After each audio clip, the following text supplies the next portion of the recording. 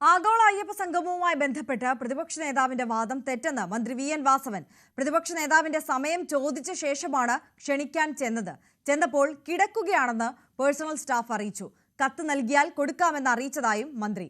ആഗോള അയ്യപ്പ സംഗമത്തിന് ബദൽ അയ്യപ്പ സംഗമം നടത്തുന്നത് സംഘാടകരുടെ സ്വാതന്ത്ര്യമെന്നും വി.എൻ. വാസവൻ. അതിനകത്ത് രാഷ്ട്രീയവും ഇല്ല, ജാതിയോ മതവും ഒന്നുമില്ല. ഒള്ളി അയ്യപ്പ ഭക്തന്മാരുടെ സംഗമം എന്നത് മാത്രമാണ് ഇതിലുള്ളത്. അത് തിരുവിതാംകൂർ ദേവസ്വം ബോർഡ് പ്ലാറ്റിനം ജൂബിലിയോടനുബന്ധിച്ച് ഒരു വർഷം മുമ്പ് തീരുമാനിച്ച കാര്യമാണ്. ശബരിമലയിൽ 3 ലക്ഷ്യങ്ങളാണ് ഇതിനുള്ളത്. ഒന്ന്, ഒരാഗോള തീർത്ഥാടന കേന്ദ്രമാക്കി ശബരിമലയെ മാറ്റി തീർക്കുക. 2, അതിന് പശ്ചാത്തല സൗകര്യം ഒരുക്കുന്നതിൻ്റെ ഭാഗമായി തിരുവനന്തപുരം എഞ്ചിനീയറിംഗ് കോളേജ് തയ്യാറാക്കിയ ഒരു മാസ്റ്റർ പ്ലാൻ 1000-ൽ പരം കോടി രൂപയുടെയാണ്. 3 ഘട്ടങ്ങളിലായി നടപ്പാക്കുക. അത് നടപ്പാക്കുന്നത് സംബന്ധിച്ച് പല രൂപത്തിലുള്ള നിർദ്ദേശങ്ങൾ വന്നിരുന്നു. വിദേശത്തും സ്വദേശത്തുമുള്ള ഈ ഭക്തന്മാരുടെ അവർക്കൊക്കെ അഭിപ്രായം പറയാനുള്ള ഒരു സൗകര്യം ഒരുക്കി കൊടുക്കുക എന്നതാണ് രണ്ടാമത്തെ കാര്യം.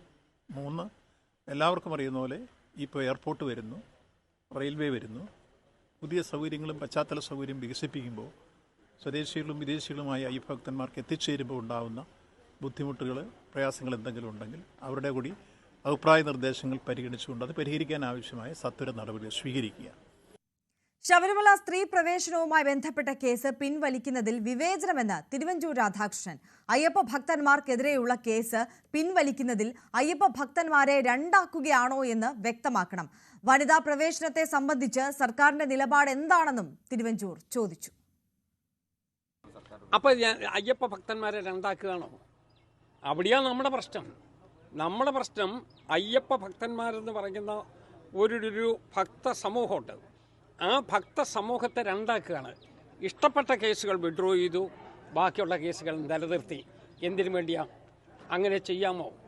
എല്ലാം ഒരു കോമൺ കോസിന് വേണ്ടി നിന്നവരല്ലേ. ആ കോമൺ കോസിന് വേണ്ടി നിന്ന ആളുകളെ എന്തിനാ ഗവൺമെൻറ് ഡിവൈഡ് ചെയ്യല്ലേ? അങ്ങനെ ചെയ്യാമോ? അങ്ങനെ ഇഷ്ടപ്പെട്ട രൂപത്തിൽ വിഡ്രോ ചെയ്യാൻ പറ്റുന്ന ഗവൺമെൻറ്റിൻ്റെ ഒരു ഓർഡർ കൊണ്ട് ഇത് തീർക്കാൻ പറ്റുന്നതേ ഉള്ളൂ.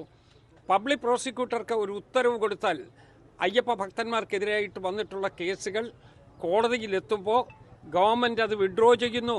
അതുകൊണ്ട് കൊല്ലം ഓച്ചിറ